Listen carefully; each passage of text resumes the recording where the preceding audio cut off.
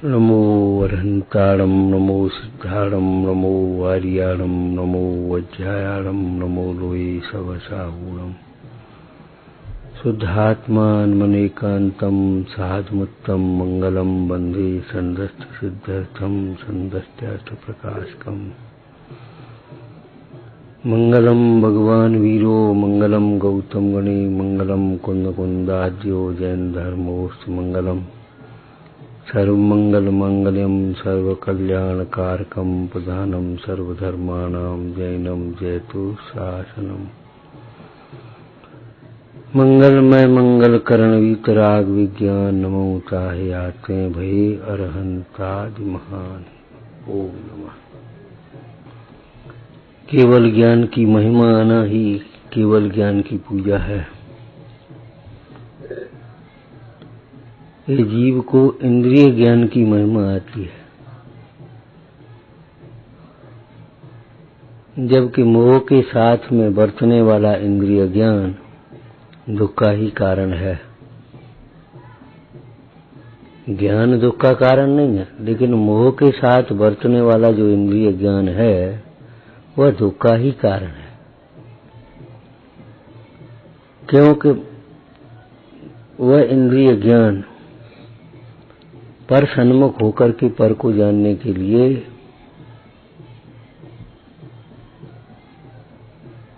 निरंतर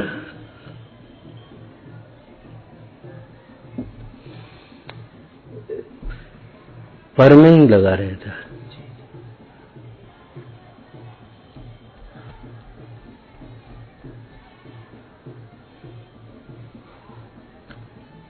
केवल ज्ञान का स्वरूप अपने को जानते हुए, अपने में रहते हुए, अपने आनंद में मग्न रहते हुए, अपने में रहते हुए का मतलब अपने आनंद में मग्न रहते हुए, संतुष्ट रहते हुए, सारा लोकालोक युगपत एक साथ जाने। केवल ज्ञान का दूसरा नाम सर्वज्ञता भी है। यद्यपि केवल ज्ञान में केवल शब्द का अर्थ आत्मा भी किया है। केवल का अर्थ आत्मा भी किया है। और जैसे सामान्य लोक में इस तरह की भाषा बोलते हैं, भाई गरीब आदमी हो, बड़ा आदमी हो, बहुत बड़ा आदमी हो, आखिर दो रोटी खाएगा और क्या करेगा।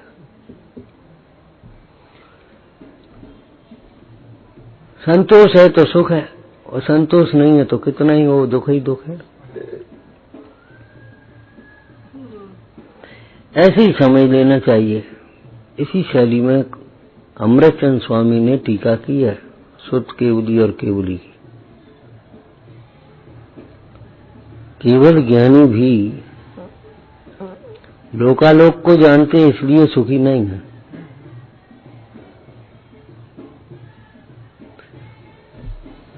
केवल ज्ञानी भी अपने आनंद स्वभावी आत्मा को जानते हुए, वेदते हुए, अभेद पने जानते हुए, जानते का मतलब अभेद पने जानते हुए सुखी है।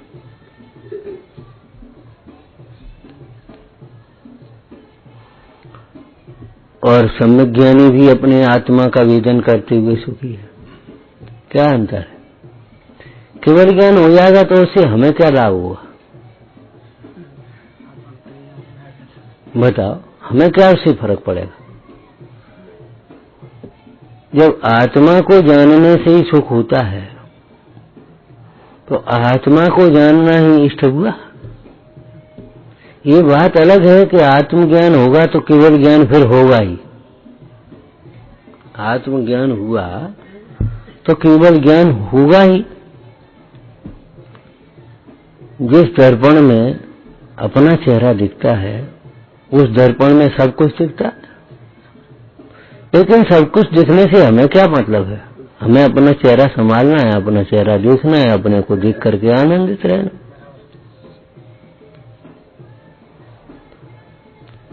तो केवल ज्ञान को स्वाभाविक ज्ञान कहा। कोमति को सुप्त ज्ञान या रागादिक भाव को बेभाव कहा, और मति सुप्त या बद्धि मन परे ज्ञान को स्वभाव विभाग ज्ञान कहा। स्वभाव तो इसलिए कि वो आत्मा की परिणति है, लेकिन विभाव इसलिए है कि स्वाभाविक परिणति नहीं है। मतलब एक एक पदार्थ को एक एक क्रम से एक एक पदार्थ के सन्मुख होकर जाने, ऐसा हमारा स्वभाव नहीं है। एक एक पृष्ठ पढ़ें, एक एक लाइन पढ़ें, एक एक अक्षर पढ़ें, तभी शास्त्र को जान पाए।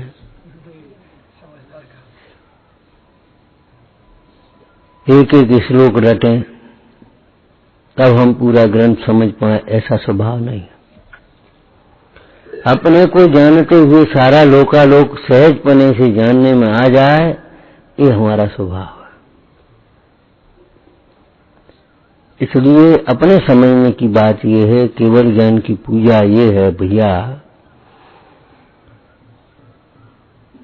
कि सारे लोकालोक को जानने को, पर को जानने के लिए तू क्यों आकुलित होता है?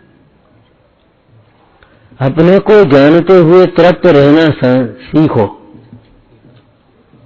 सकल गेय गायक तदप निजानंद रसलीन, निजानंद रसलीन। क्या कहा? अपने को जानते हुए अपने में तृप्त रहना सीखो, इतना उपदेश है इसमें सदा। इसमें का अर्थ ये तो हमने ऊपर से कर दिया, इसमें से अर्थ बोलो उस ग्रंथ के आधार से। जैसे ऐसे ऐसे तो पीछे जोड़ा जाता है, ऐसे इसमें कौन सी गाथा है? तो 5 नंबर में क्या है?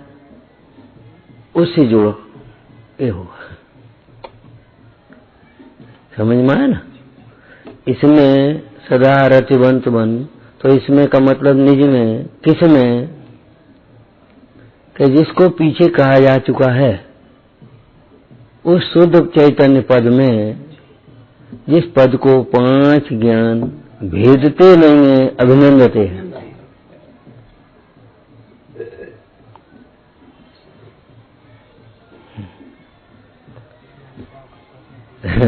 5 ज्ञान किस प्रकार? जैसे सूर्य का प्रकाश बादलों की जितनी छटाछटी है उस हिसाब से प्रकट होता है, लेकिन सूर्य का प्रकाश कोई बादलों में से नहीं आया था। वह थोड़ा थोड़ा जो प्रकाश आया या ज्यादा आया, तो वह उस पूर्ण प्रकाश को बता रहा है। ऐसे ये प्रकट ज्ञान, वर्तमान का प्रकट ज्ञान, ये उस ज्ञान स्वभाव को बता रहा है, सहज ज्ञान स्वभाव को।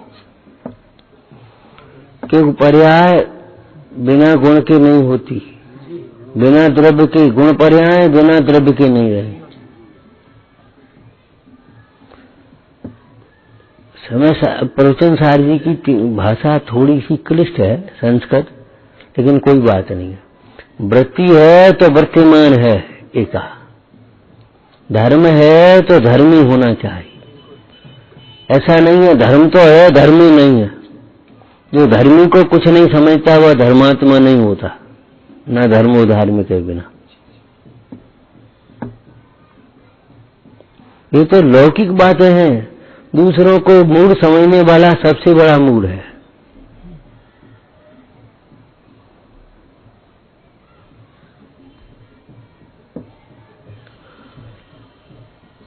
तो धर्म है तो धर्मी है, वृत्ति है तो वर्तमान है। ऐसा नहीं है वृत्ति तो है वर्तमान नहीं है। तो ये ज्ञान पर्याय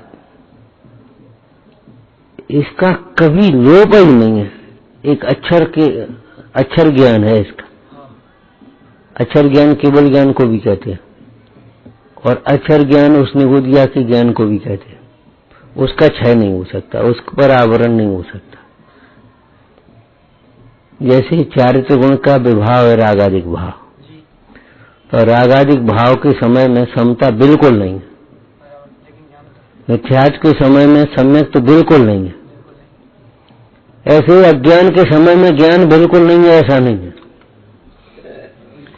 ऐसा एक जीव भी नहीं है इसका ज्ञान बिल्कुल प्रकट नहीं हुआ। लक्षण का भाव हो जाएगा तो लक्ष्य का ही भाव हो जाएगा, इसलिए उसे भी अच्छा ही ज्ञान का। वह ज्ञान ही तो साधन है, ये जो प्रकट ज्ञान है जिसको हम इंद्रिय ज्ञान कहते हैं, वह इंद्रिय ज्ञान भी वास्तव में देखो तो वो ज्ञान है। इंद्रियों के माध्यम से प्रवर्तता है, लेकिन इंद्रियों से उत्पन्न थोड़ा ही हुआ है। लोटे का पानी भी पानी है, गिलास का पानी भी पानी है, घड़े का पानी भी पानी है, कुएं का पानी भी पानी है। नल का पानी, नल का पानी होता है, पानी तो स्रोत का है, वहां से आएगा सो आएगा। लेकिन नल में से अगर के प्रवाहित होने लगा तो नल का पानी कहने लगा। अगर लोटे में रखा तो लोटे का पानी है। ये नाम तो पराश्रित कथन बहुत होते। भैया का पानी है, रखा रहने दो, छूना नहीं। ये पीने का पानी है,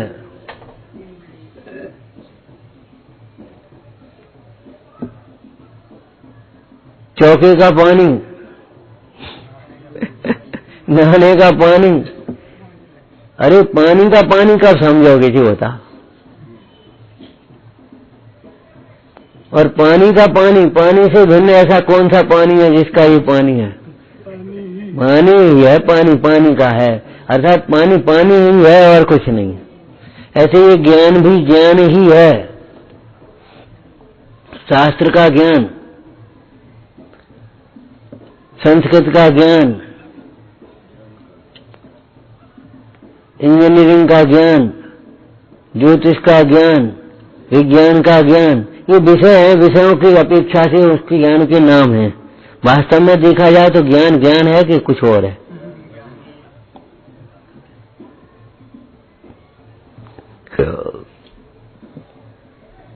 उस ज्ञान की ओर पहुंचने के लिए वो एक निमित्त। देखो ये जान कौन रहा है ये बता। ये तो ज्ञान की चर्चा है। न्याय ग्रंथों में एक चर्चा पता है, दूध की जली हुई गंध भी दूध को प्रसिद्ध करती है। दूध की जली हुई गंध भी, जबकि वो दूध की स्वाभाविक गंध नहीं है।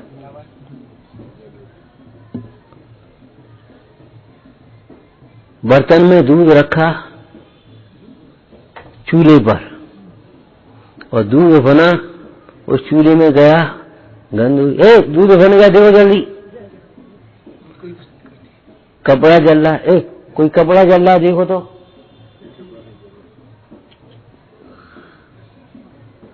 ये कौन ने क्या जला दिया, जिसकी बदबू क्या आ रही? अरे कोई टायर फायर जला दिया कुछ।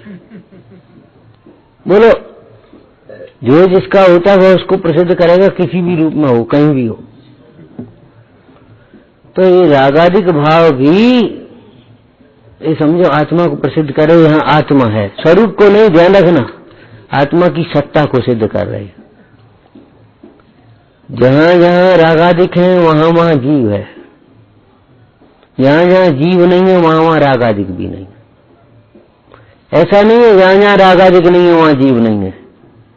रागादिक नहीं है ऐसी सिद्ध दशा में जीव है, अरहंत दशा में जीव है, 11वें 12वें गुण स्थान में जीव है। लेकिन जहां जीव नहीं है वहां रागादिक नहीं होंगे। दीवार में, चौकी में, खंबे में कहां रागादिक?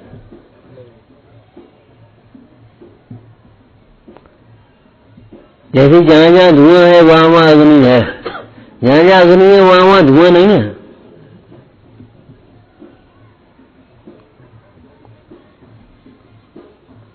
तो ऐसी ये जानना जो है ना, वही तो हमारे पास एक लक्षण है, प्रकट है। उसी से अप्रकट को जाना जाता है, व्यक्त से अव्यक्त को जाना जाए। ये जानना किसका है, ये जानना किसमें से हो रहा है, किसके साथ अभिन्न है, उस जानने को साथ में लेकर के पहुंचो। इसका स्रोत कहाँ है, ये बदबू कहाँ से आ रही है, वहां पहुंच जाओ जाकर के। ऐसे ये खुशबू कहाँ से आ रही है,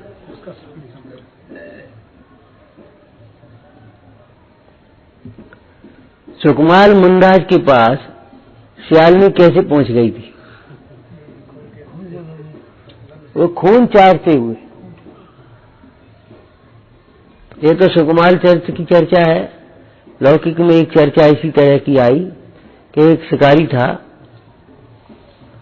तो पड़ा हिरन के पीछे, हिरन पड़ा, भगा, भगते भगते कांटा लगा तो उसका खून टपकता गया और झाड़ी में घुस गया। तो वो खून के टपकी धार को देखते देखते देखते वहां पहुंच गया और शिकारी को ने हिरन को पकड़ लिया। हिरन ने कहा, देखो तुम हमें मारोगे तो भाई, लेकिन एक बात थोड़ी सी हमारी सुन लो। वो तो कवियों का, लेखकों का उपदेश देने का माध्यम है। बोले भाई बोला, अगर तुम कह तुम्हें तो जो बताओ, हमारा पता तुमने कहाँ दिया, हम झाड़ी के पीछे छुपे थे। बोले इस खून ने, जिसके लिए हम रक्षा के लिए दौड़े वही ने खून ने तुम्हारे में पता बताया। वो शिकारी को बहराग हुआ, ओ फोन के लिए मर रही। जो जिसको अपना मानता है आत्मा के अतिरिक्त उसी में मरता है, ध्यान रखना। ये सब कुमरण के कारण होते हैं। आपको दृष्टांत बता दिया। भौरा कौवा काठ में मरे, कमल में मरेगा, पतंगा दीपक की लौ पर मरेगा। बताओ कहाँ मरेगा? मोही जीव अपने शरीर में, परिवार में मरता है, बताओ कहाँ मरेगा?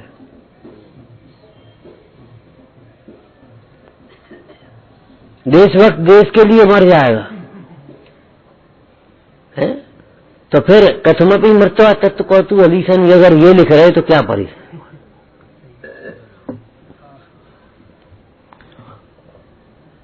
वहां तो कुमरण होगा और यहाँ तो मरण ही मिट जाएगा।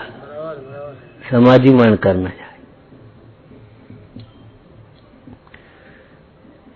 अगर कुमरण नहीं करना हो, दुखी नहीं होना हो, तो एक प्रतिज्ञा करने लायक है, आत्मा के अतिरिक्त किसी को अपना मत मानो।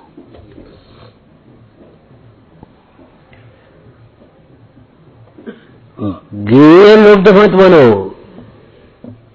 गेयों के लोभी, गेय सन्मुख होकर के भटकने वाले जीवों, अपने उपयोग को गाय के सन्मुख करो। एक एक गेय के सन्मुख होकर एक एक गेय को जानते जानते तुम अनंत काल में भी गेयों को भी नहीं जान पाओगे, गाय को तो क्या जानोगे।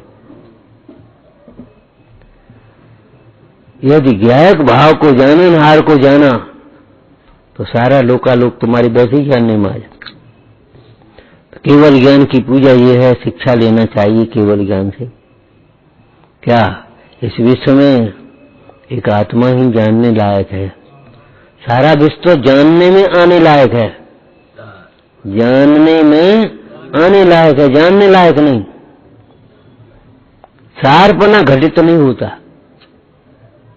कलश टीका की भाषा में अगर अपन कहें तो सारपना घटित नहीं होता।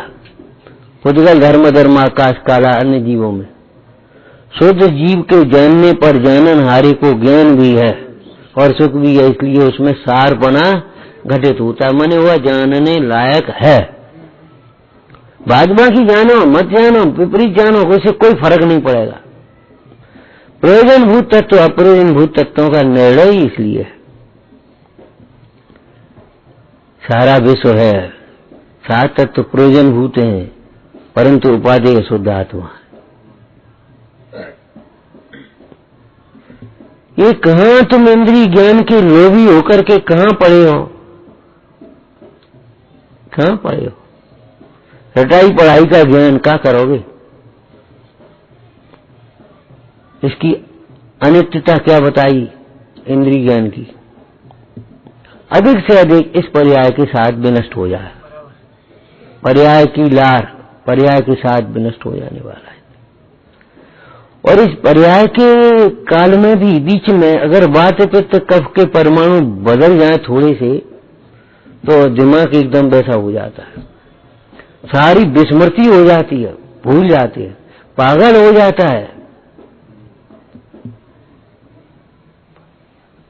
ये हो जाता है, ये व्यवहार नायक का कथन है। हम तो कह रहे जो गायों के पीछे भगता है वह पागल ही है।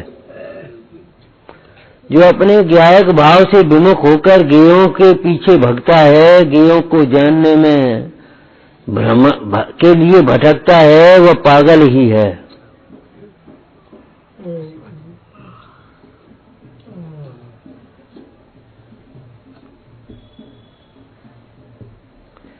एकाग्रता अगर नहीं आई पढ़ने सुनने से, तो उस पढ़ने सुनने का लाभ ही क्या हुआ? तो केवल ज्ञान में से क्या सीखने लायक है कि केवल ज्ञान प्रकट होता है। किसको होता है, किस अवस्था में होता है? स्वरूप तल्लीनता की दशा में केवल ज्ञान होता है। स्वरूप तल्लीनता किसको होती है? स्वरूप का भान नहीं हो तो स्वरूप में लीनता होगी कहां से? इसलिए उस स्वरूप को जानो जिसकी आराधना से केवल ज्ञान होगा।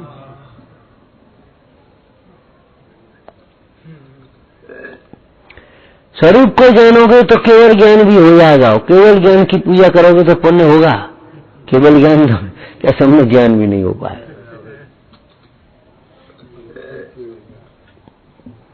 हम केवल ज्ञान की पूजा करने की बात नहीं है। पूजा का मतलब है उस माध्यम से उसके स्वरूप का विचार करें। केवल ज्ञान के स्वरूप का विचार करो, केवल ज्ञान की महिमा का विचार करो। केवल ज्ञान ही प्रकट करने लायक है, ये विचार करो। केवल ज्ञान के साथ अनंत सुख अविनाभावी है, अनंत बल अविनाभावी है। उस केवल ज्ञान के साथ आत्मा के अनंत गुणों की निर्मल पर्याय प्रकट हो जाती हैं अपने आप पूर्णता से। क्या रह गया बताओ?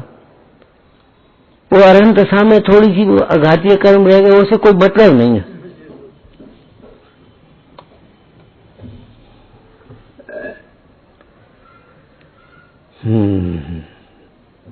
भगवान को केवल ज्ञान हुआ।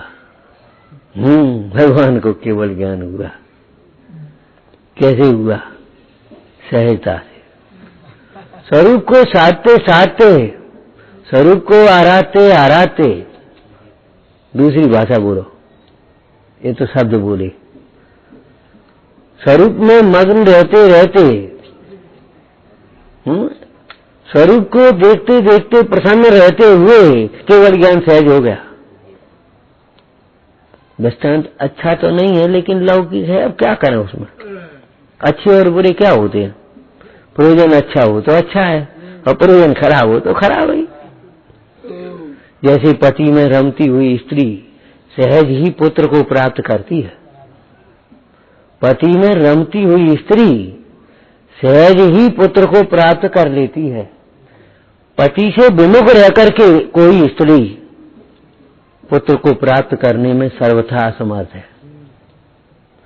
और पति से विमुख रहकर अगर पुत्रवती हो तो निंदनीय होती है। क्या कहा? पति से विमुख है और पुत्रवती है तो निंदनीय होती है। क्या है? कलंक कहां से आ गया? ये कलंक। ओ भगवान, ऐसे आत्मा से विमुख रहते हुए जो अपने को ज्ञानी मानता है, जो कलंक है, ये कह रहे हो, वह सारा ज्ञान निंदनीय है जो आत्मा को नहीं जानता। सम्यक ज्ञान का अर्थ प्रशंसनीय ज्ञान होता है, पूजनीय ज्ञान होता है। पर प्रशंसनीय ज्ञान तो वह है जो अपने को जानता है, अपने में संतुष्ट रहता है। इतने देख रहे जब वृत्ति कोई प्रशंसनीय होती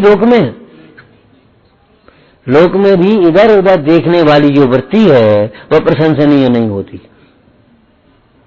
ईर्ष्या समति में एक ये भी बात है, ईर्ष्या समति में एक ये भी लक्षण है।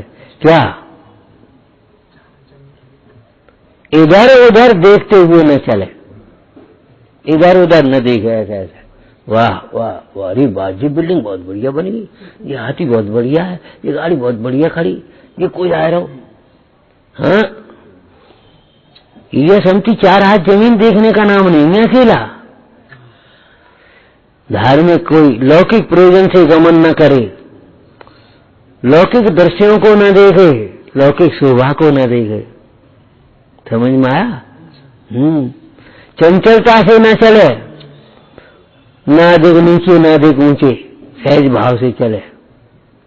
कसाय की तीव्रता के वशीभूत होकर के गमन न करे, प्रोग्राम बना करके पहुंचना है। अब जीव पड़ गए तो क्या करोगे, कैसे पहुंचोगे? बीच में लौटना पड़ेगा, वहां से जहां सामायिक का टाइम हुआ वहीं रुक जाना पड़ेगा। कैसे पहुंचोगे? नहीं, वो तो पहुंचना है, प्रोग्राम हमारे 6 बजे पहुंचना है, 6 बजे पहुंचना है, पहुंचेंगे तब पहुंचेंगे। ये कोई बात है? आज नहीं पहुंचेंगे कल पहुंचेंगे, कोई अनुबंध प्रतिबंध नहीं है उसमें। अनुबंध प्रतिबंधों में उलझा हुआ जीव धर्म मार्ग को प्राप्त नहीं कर पाता, धर्म मार्ग में आगे नहीं बढ़ पाता। ऐसे यहां समझना, इधर उधर देख करके नहीं चलना है, ऐसी शकल देख करके नहीं बोलना है, शकल देख के नहीं खाने हैं। मैंने सारी समितियों में देखना आप यही प्रवृत्ति। तो केवल ज्ञान की इस पावन बेला में क्या समझना भैया, क्या करें, केवल ज्ञान तो है नहीं, केवल ज्ञान तो है नहीं। अरे हो जाएगा केवल ज्ञान नहीं। कोई स्त्री ऐसे दुखी होती, क्या करें हम है? तुम अपनी बातें कर रहे हो, हमारे पास हमारा तो लड़का नहीं है। लड़का नहीं है तो लड़का कैसे होगा बता? जैसे पति में रमती हुई, पति के प्रति आदर भाव रखती हुई, पति में संतुष्ट रहती हुई है, पति में लीन होती हुई, वह स्त्री सहज उत्तम पुत्र को प्राप्त करती है। योग काल में योग सारी व्यवस्थाएं लिखी हैं, उनकी चर्चा आयुर्वेद ग्रंथों में भी है, धर्म ग्रंथों में भी है, चरणान योग में। चाहे जैसे नहीं, चाहे जैसे भाव से नहीं, चाहे जैसी प्रवृत्ति से नहीं।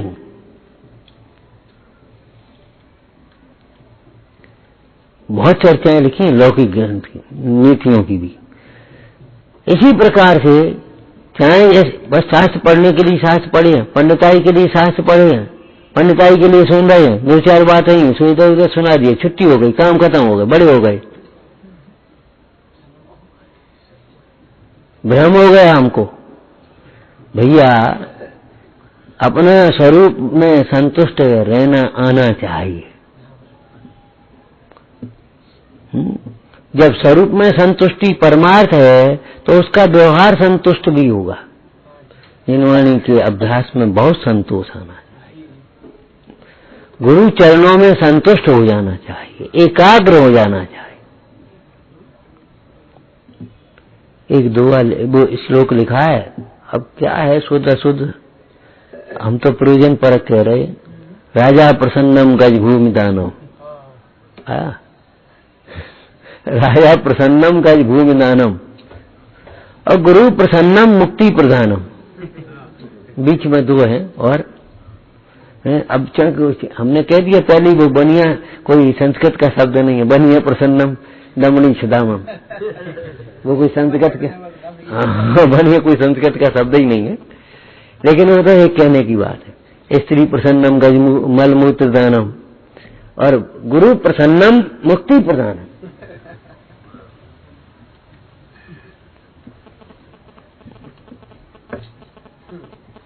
स्त्री की सफलता, उसका पति प्रसन्न हो, यही तो है।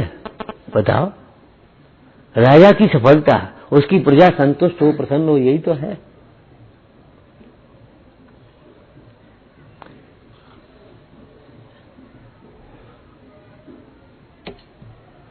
और प्रसन्न कौन कर सकता है? जो स्वयं प्रसन्न रहे। एक चर्चा हमने कई थी लोक व्यवहार की।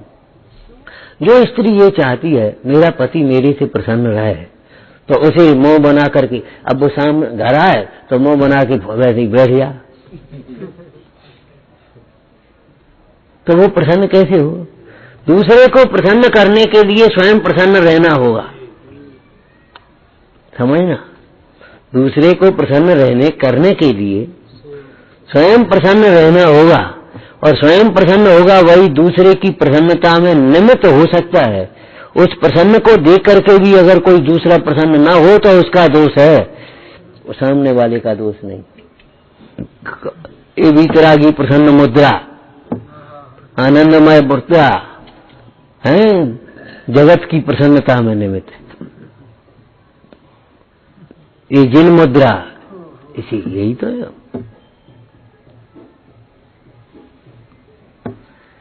ज्ञान का कम होना ज्यादा होना कोई खास महत्व की बात नहीं है। न ज्ञान कम है न ज्ञान अधिक है, कोई खास बात नहीं है इसमें।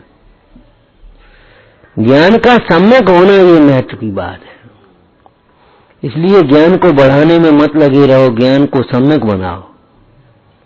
ज्ञान को बढ़ाने का मतलब है अभ्यास, पढ़ते लिखते रहना, सुनते रहना, दोहराते रहना। ज्ञान की मनता होगी, क्षय उपशम बढ़ता जाएगा।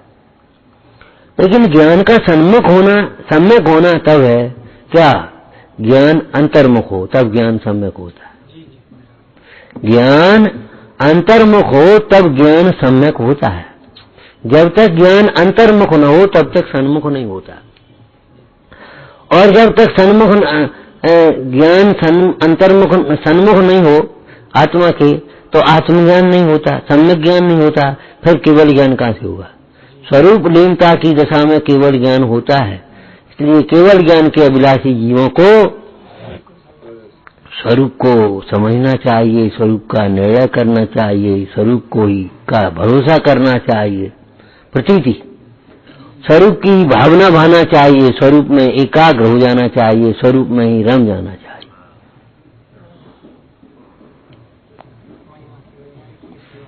बस ये है, केवल ज्ञान हो जाएगा। विचार करो, जिसकी केवल ज्ञान की इतनी महिमा है उसकी महिमा कितनी होगी ये तो सोचो। इंद्रिय ज्ञान की कोई महिमा नहीं है, लेकिन सम्यक ज्ञान की से भी अनंत गुनी महिमा केवल ज्ञान की है। लेकिन केवल ज्ञान से अनंत गुनी महिमा उस आत्मा की।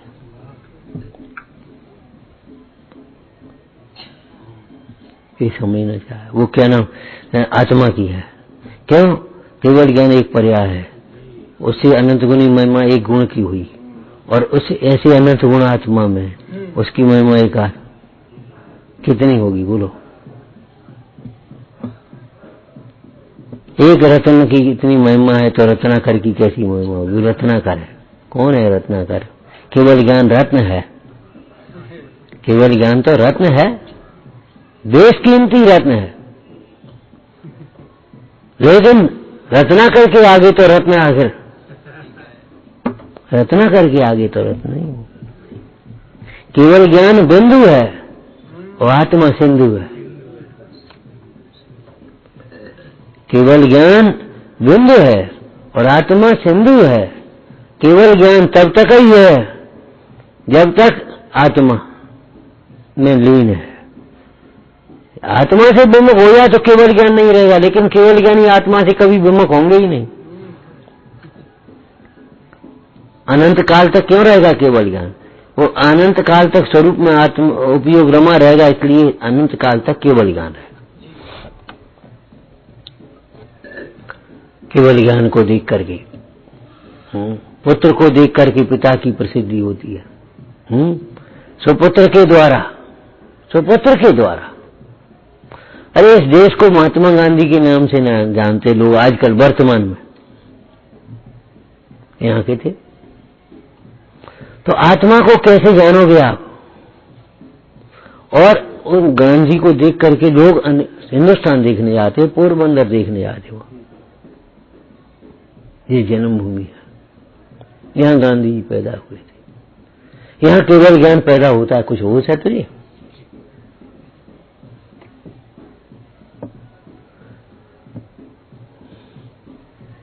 ये संतों की भूमि कहा जाता है, संतों की भूमि, भगवंतों की भूमि, तीर्थंकरों की भूमि भारत देश को कहते हैं ना। ऐसे ही ये शुद्ध आत्मा काय की भूमि है बोलो?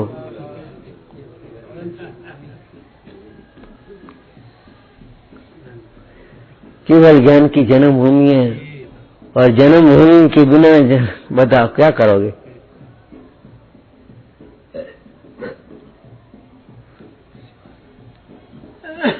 केवल ज्ञान की महिमा को पहचान कर उस महिमावान स्वरूप के सन्मुख होना, यही जीव को इष्ट है। केवल ज्ञान की महिमा बता करके अपने स्वरूप के सन्मुख करना, धर्म में लगाना, यही इस जिनवाणी का प्रयोजन है, इस धर्म पर्व का प्रयोजन है। विचारना। ओम नमः। हे देवी तेरी वंदना मैं कर रहा हूँ, इसलिए सामणि प्रभु है सभी वरदान देने के लिए। राम शोध समाधि मुझ में का संचार हो, प्राप्त स्वात्मा की तथा शिव सौख की फल पाए हो।